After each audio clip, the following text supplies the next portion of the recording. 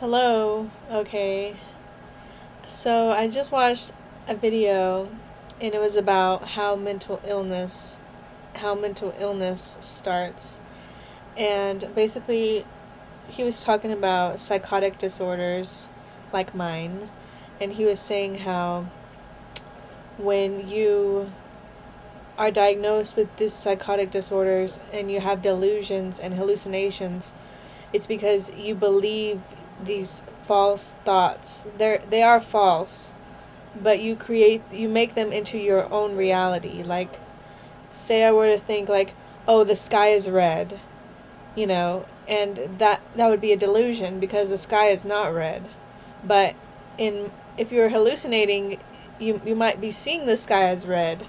So really, your delusion would become reality for you because of your hallucination. And that is what psychedelics does.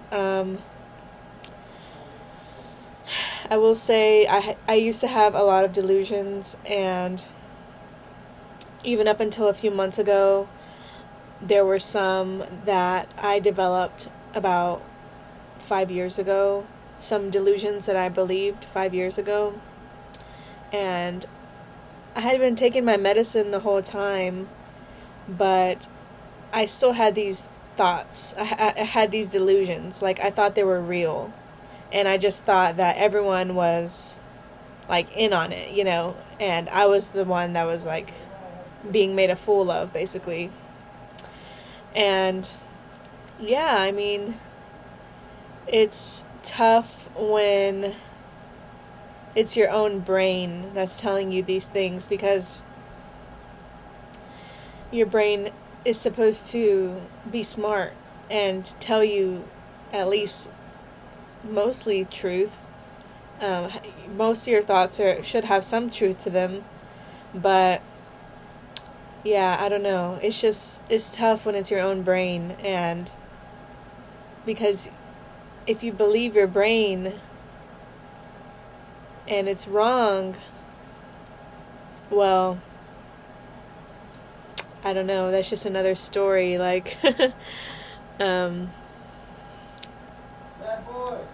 yeah, I used to have delusions about certain family members in my family and stuff that they had done to me, or stuff that they were actively doing to me, like, manipulating or lying to me, or, keeping the truth from me, basically, so they could have the upper hand, basically, and manipulate me, basically. So yeah, those were some of the biggest delusions that I had, that they were manipulating me. And yeah, I just want to say it's tough when it's your own brain, because, like, your brain, it finds evidence, it's like, oh, remember when this happened? Like, there's no way that wouldn't have happened if X, Y, and Z weren't true. Like, like, it's just crazy, because, like, your brain really does look for patterns. And if you do notice a pattern, like me, my brain loves patterns. Oh my gosh. Like, if we notice something and and we notice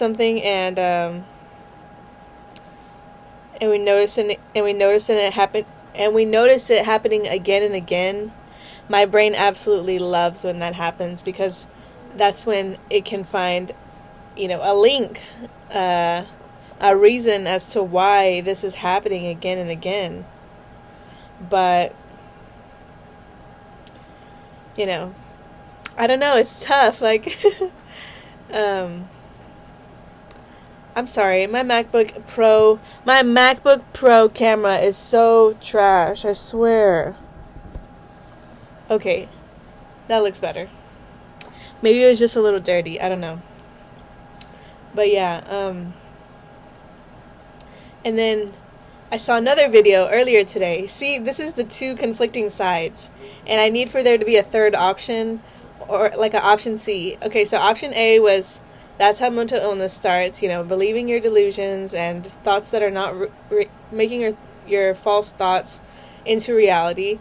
Now, option B is like what I used to do. I saw a video of a guy, he was interviewing like a Navy SEAL who had apparently done DMT. And I've never done DMT before, but I wanted to at one point. And I came close to, but I never actually got the opportunity.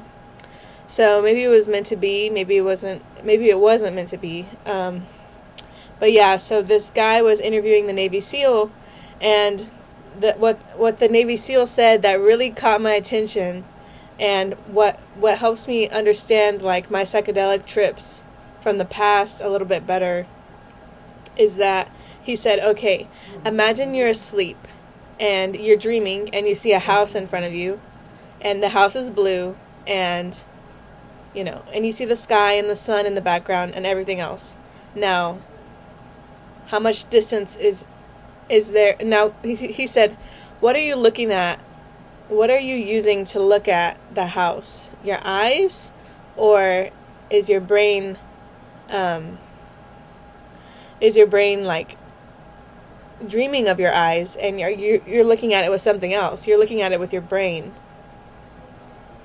You're seeing it with your mind.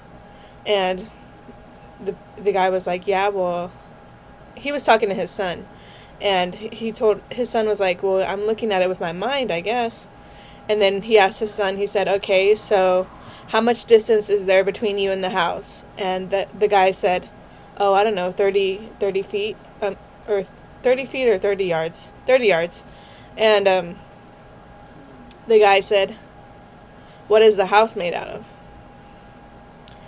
And then the son said, I don't know, a house?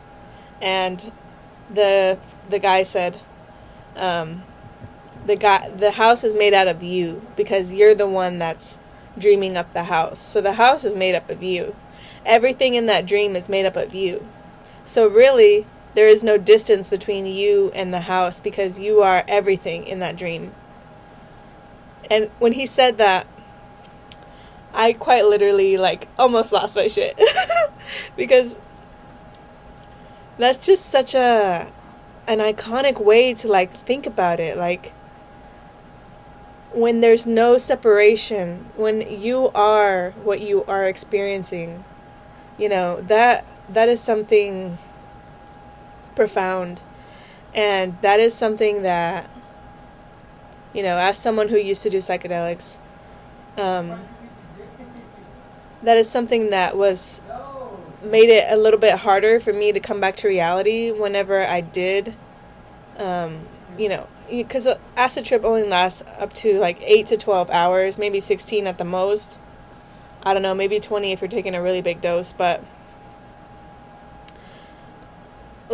it made it harder for me to come back to reality, because I would have these crazy trips, psychedelic symbols everywhere, and everything was melting, and everything was wavy, and everything was very abstract, just patterns, and all this stuff. And then I would come back to reality and be like, so wait, what was that? Was that real, or is this real? And that's what this interviewer was asking the guy, did doing DMT make it harder for you to believe that this is actually reality? And I don't remember what he said. I think he said yes. But that's the option B, is that everything that we're experiencing is us. Okay? And there's no separation. We think of this, oh, this is my cell phone, me and my cell phone. But really, it's just you and you. And that's hard to grasp for a lot of people, especially for someone who's never done psychedelics.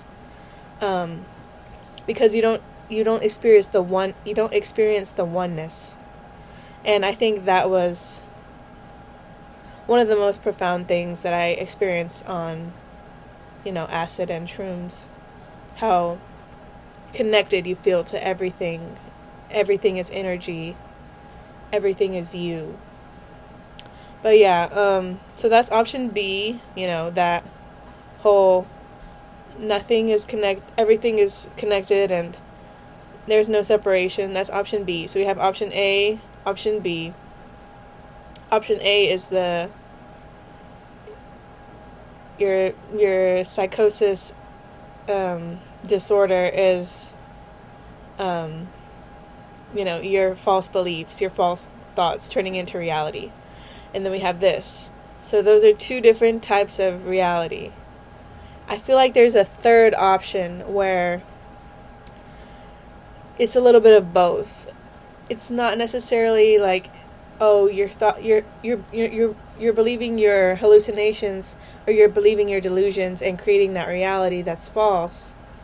But it's also a little bit of, well, everything is one and we're all connected. It's something in between. I know it is. I know there's something in between, but I just can't figure it out. And I am going to post this because I really want for people to comment and say, what do you think reality is? What do you think when you hear both of these different options, option A and option B? What do you believe reality is? And I'd really like to hear your thoughts. So, thank you. Thank you for watching, and subscribe.